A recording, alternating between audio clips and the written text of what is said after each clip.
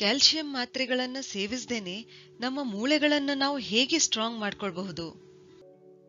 ಬಹಳಷ್ಟು ಜನರು ಎದುರಿಸುವ ಸಮಸ್ಯೆ ಏನಂದ್ರೆ, ಒಳ್ಳೆ ಆಹಾರ ಸೇವಿಸಿದ್ರೂ ಕೂಡ ಮೂಳೆಗಳು ವೀಕ್ ಆಗಿರೋದು, ಕ್ಯಾಲ್ಸಿಯಂ ಕೊರತೆಯಾಗೋದು, back pain, joint pain, osteoporosis, blood clotting, spondylosis ಈ ಸಮಸ್ಯೆಗಳನ್ನು ಎದುರಿಸುತ್ತಿರೋದು. ಇಲ್ಲಿ ಮೂಳೆ ನೋವಿಗೆ, ಬೆನ್ನು ನೋವಿಗೆ ಮುಖ್ಯ ಕಾರಣ ಏನಂತಂದ್ರೆ ವಿಟಮಿನ್ ಡಿ3ಯ ಕೊರತೆ. ಈ ವಿಟಮಿನ್ ಡಿ3 ಸೂರ್ಯನ ಬಿಸಿಲಿನಲ್ಲಿ ನಮ್ಮ ಚರ್ಮದಲ್ಲಿ ತಯಾರಾಗುತ್ತೆ. ಏನೇ ಆಹಾರ ಸೇವಿಸಿದ್ರೂ ನಾವು ಕಂಪಲ್ಸರಿಯಾಗಿ ಎಳೆ ಬಿಸಿಲಿನಲ್ಲಿ 1 ರಿಂದ 2 ಗಂಟೆಗಳ ಕಾಲ ಮೈ ಒಡ್ಬೇಕು. ವಿಟಮಿನ್ ಡಿ3 ತಯಾರಾಗುತ್ತೆ.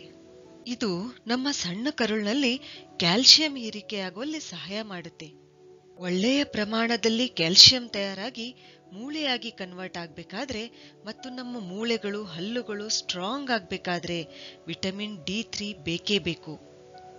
ಈ ಕ್ಯಾಲ್ಸಿಯಂ ಏನಿದೆಯಲ್ಲ, ಈ ಮೈಕ್ರೋನ್ಯೂಟ್ರಿಯೆಂಟ್ ನಮ್ಮ ದೇಹಕ್ಕೆ ಪ್ರತಿದಿನದ ಅವಶ್ಯಕತೆ ಎಷ್ಟು ಅಂದ್ರೆ 1000 ಮಿಲಿಗ್ರಾಂನಿಂದ 1200 ಮಿಲಿಗ್ರಾಂನಷ್ಟು. ಸಾಮಾನ್ಯವಾಗಿ 20% 40% ಕ್ಯಾಲ್ಸಿಯಂ ಅಂಶ ಕರುಳಿನ ಮೂಲಕ ರಕ್ತಕ್ಕೆ ಸೇರುತ್ತದೆ. ಇದರಲ್ಲಿ 99% ಕ್ಯಾಲ್ಸಿಯಂ ಮೂಳೆ ಮತ್ತು ಹಲ್ಲುಗಳಲ್ಲಿ ಇದ್ರೆ 1% ಭಾಗ ಕ್ಯಾಲ್ಸಿಯಂ ರಕ್ತದಲ್ಲಿ, ಸ್ನಾಯುಗಳಲ್ಲಿ, ನರಗಳಲ್ಲಿ ಇರುತ್ತದೆ. ಒಂದು ವೇಳೆ ರಕ್ತದಲ್ಲಿ ಕ್ಯಾಲ್ಸಿಯಂ ಕಡಿಮೆ ಆದ್ರೆ ನಮ್ಮ ಪ್ಯಾರಾಥೈರಾಯ್ಡ್ ಹಾರ್ಮೋನ್ ಅಂದ್ರೆ PTH ಇದು ಮೂಳೆಗಳಿಗೆ ಸಿಗ್ನಲ್ ಕೊಡುತ್ತೆ. ಅಂದ್ರೆ ಮೂಳೆಗಳಿಂದ ಕ್ಯಾಲ್ಸಿಯಂ ಎಳೆದುಕೊಳ್ಳುತ್ತೆ. ಇದರಿಂದ ನಮ್ಮ ಮೂಳೆಗಳು ವೀಕ್ ಆಗುತ್ತವೆ.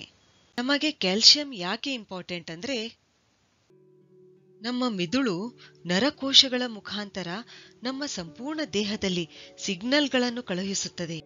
ಉದಾಹರಣೆಗೆ, ಹೊರಗಡೆ ತುಂಬಾ ಚಳಿ ಇದ್ರೆ ನಮ್ಮ ಮಿದುಳು ಥೈರಾಯ್ಡ್ ಗ್ರಂಥಿಗೆ ನಮ್ಮ ದೇಹದ ತಾಪ ಹೆಚ್ಚಿಸಲು ಸಿಗ್ನಲ್ ಕೊಡುತ್ತದೆ, ಹೊರಗಿನ ತಾಪ ಮತ್ತು ಒಳಗಿನ ತಾಪ ಬ್ಯಾಲೆನ್ಸ್ ಮಾಡೋದಕ್ಕೆ.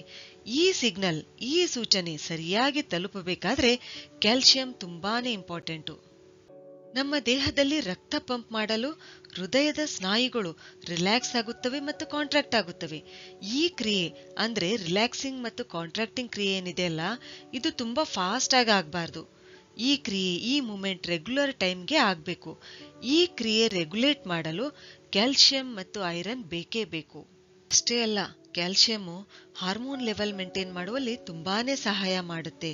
ವಿಶೇಷವಾಗಿ ಮಹಿಳೆಯರಲ್ಲಿ ಸಂತಾನೋತ್ಪತ್ತಿ ಹಾರ್ಮೋನ್ಗಳಾದ ಪ್ರೊಜೆಸ್ಟೆರಾನ್ ಮತ್ತು ಎಸ್ಟ್ರೋಜನ್ ಇವುಗಳ ಲೆವೆಲ್ ಮೇಂಟೈನ್ ಮಾಡುವಲ್ಲಿ ಕ್ಯಾಲ್ಸಿಯಂ ಮುಖ್ಯ ಪಾತ್ರ ನಿರ್ವಹಿಸುತ್ತೆ.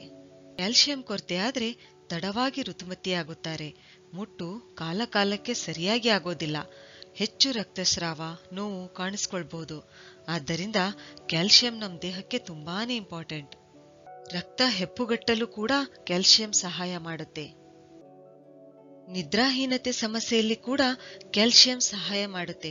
ಯಾಕೆಂದ್ರೆ ಕ್ಯಾಲ್ಸಿಯಂ ನರಗಳು ಹಾಗೂ ಸ್ನಾಯುಗಳ ಬಿಗಿಯನ್ನು ಸಡಿಲಗೊಳಿಸಿ ಚೆನ್ನಾಗಿ ನಿದ್ರೆ ತರಿಸುತ್ತೆ. ಅದಕ್ಕೆ ಕ್ಯಾಲ್ಸಿಯಂನಿಂದ ಸಮೃದ್ಧವಾಗಿರುವ ಹಾಲು ರಾತ್ರಿ ಸಮಯದಲ್ಲಿ ಕುಡಿಯೋದು ಒಳ್ಳೆಯದು. ಹಾಗಾದ್ರೆ ಕ್ಯಾಲ್ಸಿಯಂ ಟ್ಯಾಬ್ಲೆಟ್ಸ್ಗಳಿಲ್ಲದೆ ನೈಸರ್ಗಿಕವಾಗಿ ನಾವು ಕ್ಯಾಲ್ಸಿಯಂ ಯಾವುದರಿಂದ ಪಡೆಯಬಹುದು? ದಿನಾ ರಾತ್ರಿ 1 ಗ್ಲಾಸ್ ಹಾಲು ಕಂಪಲ್ಸರಿ ಕುಡಿಬೇಕು. ಈ ಹಾಲಿನಲ್ಲಿ 1 ಚಮಚ ಗಸಗಸೆ ಪುಡಿ ಮಾಡಿ ಸೇರಿಸಿ ಕುಡಿದ್ರೆ ಇನ್ನೂ ಒಳ್ಳೆಯದು. ಯಾಕೆಂದ್ರೆ 100 ಗ್ರಾಂ ಗಸಗಸೆಯಲ್ಲಿ 1438 ಮಿಲಿಗ್ರಾಂನಷ್ಟು ಕ್ಯಾಲ್ಸಿಯಂ ಇರುತ್ತೆ. ಅಥವಾ ಇದರ ಬದಲಾಗಿ ನಾವೇನ್ ಮಾಡಬಹುದು, 1 ಚಮಚದಷ್ಟು ಹುರಿದ ಅಗಸೆ ಬೀಜದ ಪುಡಿ, ಫ್ಲಾಕ್ಸ್ ಸೀಡ್ಸ್ ಅಂತ ಏನ್ ಹೇಳ್ತೀವಲ್ಲ, ಇಲ್ಲೇನ್ ಮಾಡಬೇಕು, ಅಗಸೆ ಬೀಜವನ್ನು ಚೆನ್ನಾಗಿ ಹುರಿದುಕೊಳ್ಬೇಕು, ಇದನ್ನ ಪೌಡರ್ ಮಾಡ್ಕೊಳ್ಬೇಕು. ಆಮೇಲೆ 1 ಸ್ಪೂನ್ ಈ ಪೌಡರ್ ನಾವು ಹಾಲಿನ ಜೊತೆ ಸೇವಿಸಬೇಕು. ಈ ಅಗಸೆ ಬೀಜ ಏನಿದೆ ಅಲ್ಲ, ಇದು ಕೂಡ ಏನಂತಂದ್ರೆ ಕ್ಯಾಲ್ಸಿಯಂನಿಂದ ಸಮೃದ್ಧವಾಗಿದೆ. ಅಗಸೆ ಏನಿದೆ ಅಲ್ಲ, ಇದು ಮೂಳೆಗಳ ಜೀವ ಅಂತಾನೆ ಹೇಳ್ತಾರೆ. ಇದರಲ್ಲಿ ಈ ಹಾಲಿನಲ್ಲಿ ನೆನೆಸಿಟ್ಟ ಬಾದಾಮ್ ಕೂಡ ಹಾಕಿದ್ರೆ ಒಳ್ಳೆಯದು. ಇಲ್ಲೇನ್ ಮಾಡ್ಬೇಕು, ನೆನೆಸಿಟ್ಟ ಬಾದಾಮಿನ ಸಿಪ್ಪೆ ಸುಲಿಬೇಕು. ಸಿಪ್ಪೆ ಸುಲಿದು ಒಳಗಿರ್ತಕ್ಕಂಥ ಬಾದಾಮನ್ನ ಪೇಸ್ಟ್ ಮಾಡಿ ನಾವು ಹಾಲಿನಲ್ಲಿ ಕಲಸಿ ಕುಡಿಬಹುದು. ಈ ಹಾಲು ಕುಡಿತಾ ಬಂದ್ರೆ ನಾವು ನಡೆಯುವಾಗ ನಮ್ ಜಾಯಿಂಟ್ಗಳಿಂದ ಏನ್ ಕಟ್ ಕಟ್ ಅಂತ ಶಬ್ದ ಬರುತ್ತೆ ಅಲ್ಲ, ಅದು ನಿವಾರಣೆ ಆಗುತ್ತೆ. ಸ್ಪಾಂಡೋಲೈಸಿಸ್ ಸಮಸ್ಯೆ ಕಡಿಮೆ ಆಗುತ್ತೆ. ಆಸ್ಟಿಯೋ ಆರ್ಥ್ರೈಟಿಸ್ ಸಮಸ್ಯೆ ಕಡಿಮೆ ಆಗುತ್ತೆ. ಮೂಳೆ ಮತ್ತು ಹಲ್ಲುಗಳು ಗಟ್ಟಿಯಾಗುತ್ತವೆ.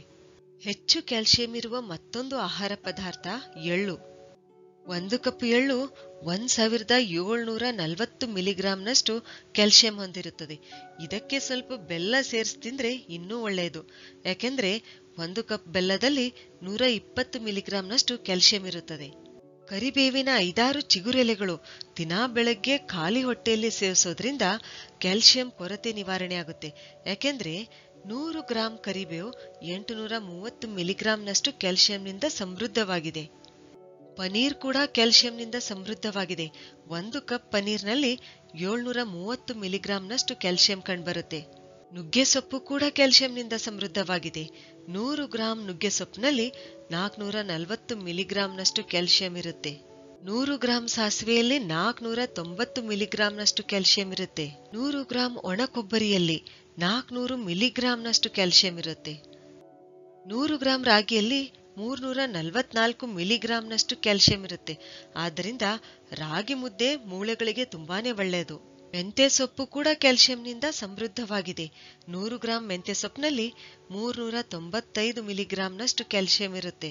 ಇನ್ನೂ ಬಹಳಷ್ಟು ಆಹಾರ ಪದಾರ್ಥಗಳಲ್ಲಿ ಹೆಸರು, ಕಡ್ಲೆ, ರಾಜ್ಮಾ, ಕೊತ್ತಂಬರಿ, ಪಾಲಕು, ಮೂಲಂಗಿ ಎಲೆ, ಕ್ಯಾಬೇಜು ಇವುಗಳಲ್ಲಿ ಕೂಡ ಕ್ಯಾಲ್ಸಿಯಂ ಕಂಡುಬರುತ್ತೆ. ಈ ಆಹಾರ ಪದಾರ್ಥಗಳ ಸೇವನೆಯ ಜೊತೆಗೆ ಕಂಪಲ್ಸರಿಯಾಗಿ ಎಳೆ ಬಿಸಿಲಿನಲ್ಲಿ ನಾವು ಮೈ ಒಡ್ಡೋದ್ರಿಂದ ನಮ್ಮ ಮೂಳೆಗಳ ಸಮಸ್ಯೆಗಳನ್ನು ನಾವು ನೈಸರ್ಗಿಕವಾಗಿ ಗುಣಪಡಿಸಿಕೊಳ್ಳಬಹುದು. ಸರಿ, ಹಾಗಾದ್ರೆ ಮುಂದಿನ ವಿಡಿಯೋದಲ್ಲಿ ಮತ್ತೊಂದು ಉಪಯುಕ್ತವಾದ ಮಾಹಿತಿಯೊಂದಿಗೆ ಭೇಟಿಯಾಗೋಣ. ಧನ್ಯವಾದಗಳು.